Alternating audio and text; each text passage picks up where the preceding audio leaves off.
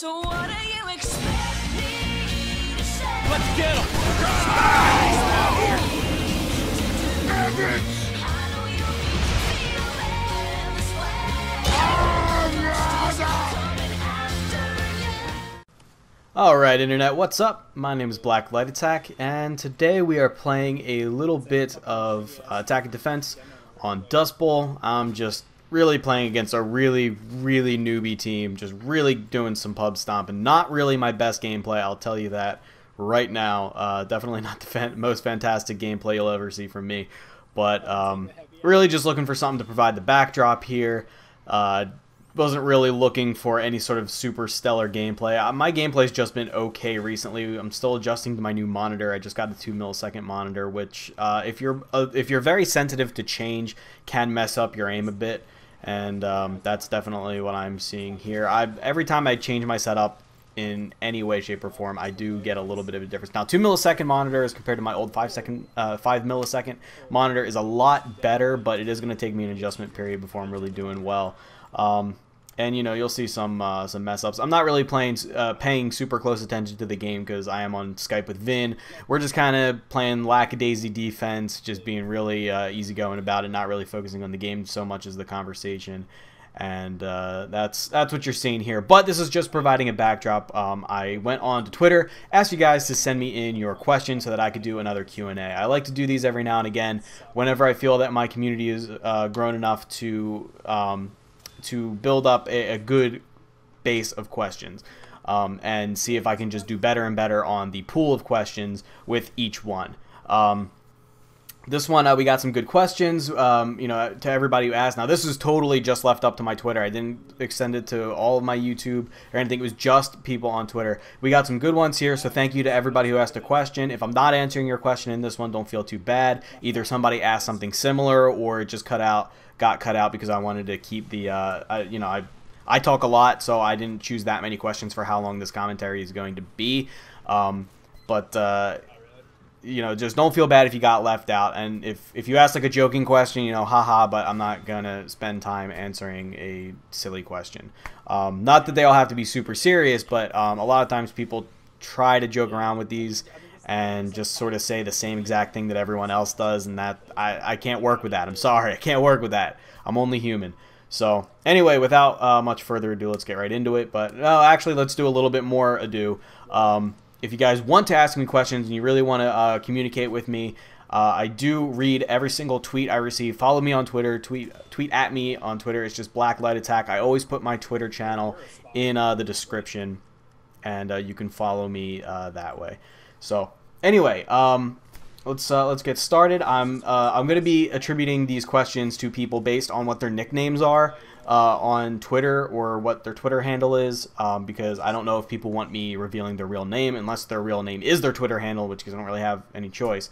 But just so you know, if you were expecting to see, I don't know who wants their real name exposed and who doesn't. So just gonna respect that and keep it to people's usernames.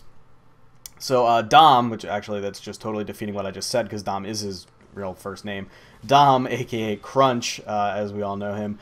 Dom asks, how long will you last until you cave under the temptation to play Mass Effect 3? That's a pretty good question, actually, because I haven't really boycotted a game before. I really can't say. I mean, my main goal here is to do what I can to not support EA, at least during the launch of their game, when they're still really tracking to see how well it's doing, like how the interest is right when it comes out. It's still going to sell really well because it really is a fantastic series. But obviously, I've stated before, if you follow me on Twitter and if you read kbmod.com, which you absolutely should, I stated, very well stated the reasons why people are boycotting it, and which are the reasons that I'm boycotting it. And this isn't like I'm calling for a boycott. I'm not saying everybody needs to not buy this game, but this is a personal boycott. I'm not going to play the game simply because they're withholding very critical information. Here's, well, plotline developments. Basically, for those of you who don't know, they put a playable character in the game who seems to be very significant to the plotline. There is a spoiler alert here for anybody who hasn't read it, although I don't know how you would have missed it by now. I'll put a little clickable annotation to skip past the spoiler, so pop up now. Okay, if you're still listening, they put a playable Prothean in the game. That's pretty major for the Mass Effect storyline, especially going in the first one, which sort of set the premise. The whole reason that Commander Shepard is even special is because he had interaction with a Prothean artifact. The only reason that all of the technology in the Mass Effect universe exists is because of the Protheans, but they're supposed to have been long extinct. Now they're saying that there's a playable Prothean in the game, who's subject to a $10 DLC, although it does also come free with the Collector's Edition, which is an extra $20. So you're either paying an extra $10 for it or an extra $20 to get it and a couple other things. And that seems really fucked up to me. They basically wrote themselves into a corner here, because they can either say, well, it is significant and you have to pay to get a significant portion of the game, which is obviously fucked up to do on day one launch, or they could say it's not significant, which is a problem because Protheans have always been significant. That would be kind of fucked up for them to all of a sudden say, well, Protheans no longer really matter all that much. So it's either they went back on something that was significant and is no longer, or they are forcing us to pay for something significant. So they either fucked up their story or they're assholes. So either way, they're not really looking like good guys to me. So, you know, EA has some really shady business practices anyway, and I really wasn't looking forward to download Origin. This was a great experience, or a great excuse to avoid downloading Origin once more, because I still don't have Origin. I still don't want Origin. Origin sucks. EA, you suck. You're horrible. Thank you for asking that, Tom. Tom Dobbins asks, what should I buy with the 9 refined metal I have? I'm new to TF2. Do you have any ideas? Buy some hats. Buy some hats. Invest in hats. Go for cheap hats. Look for anybody who's trying to get rid of some cheap craft hats. And if you're a gambling man, what you can always do is buy some cheap craft hats for 1 or 1.3 refined, like an LS cap, shitty hats like that, and combine those 2 hats to make another hat. And if you're lucky, you'll strike gold and end up with a nice rare hat that's worth quite a lot. If you end up like crafting a team captain or something like that, I think the team captain clean is worth something like 6 refined or something like that, 4 to 6 refined. I'm not sure. You can try to you can try to increase, you know, your move or your hat pool. Personally, I really like hats. I'm trying to get a good hat on every character, every class, that I don't already have a hat that I really like on. I mean, but that's really it. What you can really do, if you're into strange weapons as well, 6 refined is more than enough to buy any strange weapon in the game that you might want. I think that's even enough to buy a strange rocket launcher or a strange, I think 6 might be how much a strange sticky bomb launcher is going for, which is, I believe, the most expensive strange in the game, not counting festives. So shop around. I'll put a link to the TF2 item price spreadsheet, and you can take a look at what kind of stuff is worth what kind of amounts of refined metal, and you can make a decision for yourself. It really depends on what kind of stuff you like to do. Dr. Zcor asks, what was your first shiny Pokemon that you found, and what was your initial thought when you first saw it? My first shiny was during Pokemon Platinum. I found in Victory Road, I found a shiny Rhyhorn, and my first thought was, God damn it, it's a Rhyhorn, because Rhyhorn fucking blows. The real Zach Mo asks, if you could choose one instrument to instantly master, what would it be? Also, do you play any instruments? No, I do not play any instruments. I am not musically talented in the least. I tried picking up bass. I tried to play drums when I was like in 8th grade. I think I tried bass like in college. And bass is supposed to be really easy, and I just really couldn't get my head around it. I could play stuff based on instructions, but I never really felt like comfortable with the picking. I didn't pick it up quick, and I gave up on it quick. I don't really have any patience for that sort of thing. That's probably why. And I don't feel that I would be very good at writing music. I don't think I really have that skill set. If I could pick anything to master instantly, it would either be bass, because if I mastered it, I think bass is a really unexplored instrument, because we see Flea basically on Red Hot Chili Peppers and other guys doing some really crazy stuff with slap and slide, just some really insane stuff on the bass, but everybody else is content to just sit there and pluck away at it nonchalantly, and it's kind of boring. So I would like to be able to be another one of these notable bassists if I could instantly master it. The other thing would be piano, because piano is just very versatile. Just so much stuff you could do with that, and especially with keyboards, being able to like remix your music and stuff. I really respect piano players. I feel like that takes a lot of skill. Not to say any instrument doesn't take a lot of skill to play, but piano would be my other choice. Mr. Wicked Rhyme asks, what were the highlights of your experience in Germany? Probably becoming friends with my friend's exchange partner, because I was kind of aloof the whole time. I didn't really see eye to eye with my exchange partner. I never really got all that close to anybody until right around the end of the trip. I got pretty close briefly with my friend's exchange partner Melanie, who is a fantastic young woman, and I still keep in contact with her to a limited extent on Facebook. Really sweet girl, and I feel like my experience would have been not everything it could have been if I didn't get that opportunity. Good question. Razor asks, how long do you think you will continue to make YouTube videos? It's really hard to say because I've never done anything like this before. I can't say for sure. I don't know if it's something that I will suddenly one day wake up and no longer want to do, or if it's something I'm going to want to do for the rest of my life. Right now, I don't see any time. Basically, I should say, as long as I have the time between my job and my free time, and as long as I have the ability to play video games, so I don't like lose my eyes or something. Although there is that one guy who plays video games completely blind. What a fucking champ that guy is. Langston asks, what was your love at first sight in gaming?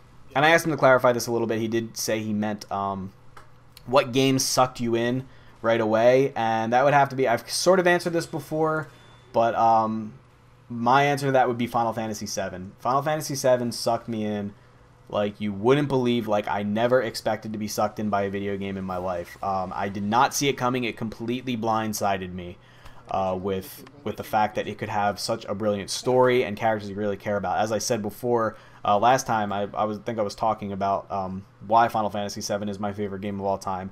It definitely holds a special place in my heart for showing me what video games can really be and the extent to which they can explore a story. By no means the first game to do that, but the first game that I ever played that did that. Because up until then, I'd only played platformers and like side-scrolling shooters that didn't really have much of a story. Sonic the Hedgehog, beat 'em ups, all this stuff you found on the Sega 6-pack, like Vector Man and Golden Axe. That was all I had up until that point. And then all of a sudden, Sega Genesis wasn't a huge RPG system. That was a Super Nintendo, but I only had a Sega Genesis. So when I got my PS3 and the guy at the game store thankfully sold me Final Fantasy VII along with it, it absolutely blindsided me with how deep a story could really be in a video game. Nikon Punch, our very own Nikon Punch, who made the fantastic outro that you guys will see at the end of this video, he asks, he also edits our podcast, he says, what is your opinion on how console now designs games less for multiplayer, LAN, and or split screen like the older consoles? I don't like that at all, because in my opinion, there's really no other advantage to console gaming other than its ability to play with your friends, because that's something that obviously a PC can't do very handily, is host or have multiple people controlling it at once to play a split screen local multiplayer. Obviously, if you want to play with your friends at like a LAN party, everybody needs to have their own computer, which is pretty difficult. A lot of, if everybody has really big desktop rigs, it's not very easy to just get around, find enough room to hold all that shit, and have a good LAN. It's something you really need to organize, whereas consoles are very easy to just sit down and play with your buddies. Not something you can say for PC. It's really the only advantage that consoles really had, in my opinion, and now they're getting rid of it. It makes sense from a business standpoint, because they're basically selling more consoles, more games, although less controllers. But I don't agree with it. I don't like it. And I personally think it's a mistake for the quality of the consoles. Mr. Awesome asks, if you were immortal, would you rather not have to sleep or not have to eat? That's really hard because I like to do both, but if I had to choose, I would say sleep, because you can eat while you're working, and if I'd never had to sleep, I'd be very productive. I've been dreaming a lot lately. I couldn't really tell you about what. I don't really know, because I tend to lose it right when I wake up, but I've been dreaming a lot, and that's really fun. I never used to dream very much when I was a kid, mostly because I didn't sleep very well. Nowadays, now that I'm finding that I can sleep for a good long while, I really feel like I can finally experience dreams, which is still kind of new to me. But yeah, I would say I would give up sleep, even though it's sad, because eating is like a whole different thing. Like if I never had to eat again, taste would be a completely lost sense. I guess you could, never eat, but I'm gonna say, just because, I mean, the advantage of not having to eat is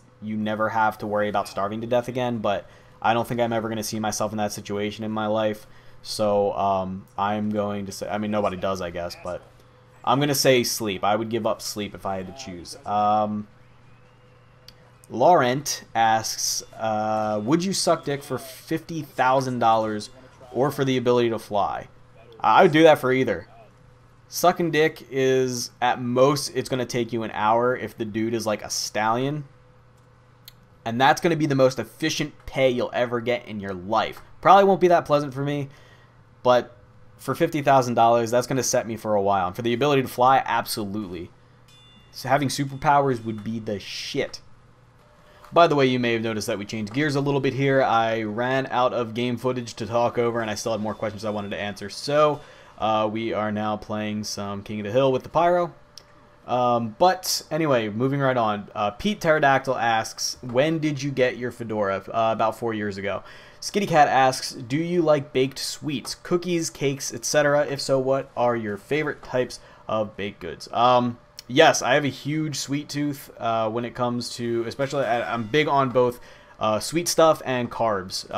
I'm really bad with it because, you know, as I've mentioned several times before, I am trying to eat a bit healthier. I'm trying to live a healthier lifestyle. And it sucks because I'm really big on pastries. And depending on what kind of mood I'm in, cupcakes, every now and then I get a really big hankering for like a really just delicious cupcake, like a homemade kind of cupcake. There are very few store-bought cupcakes I like, but you can't really go wrong with a homemade. I guess you could, but the people I know that make cupcakes rarely do. And then my other favorite would probably be the one that's more like constant would be cinnamon buns. I'm really big on cinnamon buns. I love them. They're so good. Cinnabon is, you know, like dangerously good. Like that shit'll kill you good. Yeah, that's cinnamon buns and cupcakes. James Otron asks, is there any way to play some TF2 with you? I'm in England, so I always miss your live streams. Yes, I do have quite a few English subscribers, a couple of Australian guys as well. Basically, what I'm trying to say is people in different time zones. And to play TF2 with me, first thing you want to do is join my Steam group, which I will leave a link for in the description. I really should start linking that on my main channel. I really need to do like an overhaul of my main channel page, but that's beside the point. Yes, you can play with me very easily. Just join my Steam group, and you will see me whenever I'm online, and whenever I'm playing TF2, you are free to join me. If I want to be left alone, I will appear offline, so you don't have to worry about intruding. And as for my live streams, of course, I leave my lobbies open to all my live streams. If you want to join in one of my live streams, I usually live stream about 2 or 3 in the morning. England is like 5 hours ahead of Eastern Standard Time where I live, so that would be what did I say, 5 hours? Yeah, so I would start streaming around like 7 or 8 in the morning for you guys. So unless you're an early bird, you're probably not going to see any of that unless you're up really late from the night before. Sorry, that's just the way things are until I find more time to stream, like on the weekends and stuff, which usually most of my weekend time is dedicated to my friends anyway. So sorry if our schedules happen to match up, then they do. If not, you can always watch the backlogs and stuff, or you can join me whenever you see me on, even though I'm not necessarily live streaming. And for my final question that I'll be answering today, Lysander45 asks, what are your thoughts on the rumored Steam Box console being developed by Valve? This is pretty interesting. There have been some rumors and some patents, some patent sheets shown that Valve is talking about developing a console. It might be in their long-term plans. Basically, it's looking pretty powerful for a console. It's got something like 8 gigs of RAM. And an i7 processor, which would be insanely expensive to mass produce. So I don't know how they really plan on keeping it that powerful, but still making it not cost like $1,000 to buy on the storefront. But I don't know. It's interesting. It really could go either way. On one hand, I think that it could end up being really good for consoles. I think Valve and their ideas for marketing and their ideas for sales are really what the console market needs to breathe fresh life into it. On the other hand, I would be kind of worried that we'd lose our best developer to console and end up just, you know, Valve kind of is dropping the ball on things like the way they develop weapons for TF2. I'd be kind of worried if they started working exclusively on console stuff, if that was like the shift that they made, because the market is kind of leaning towards consoles in some ways.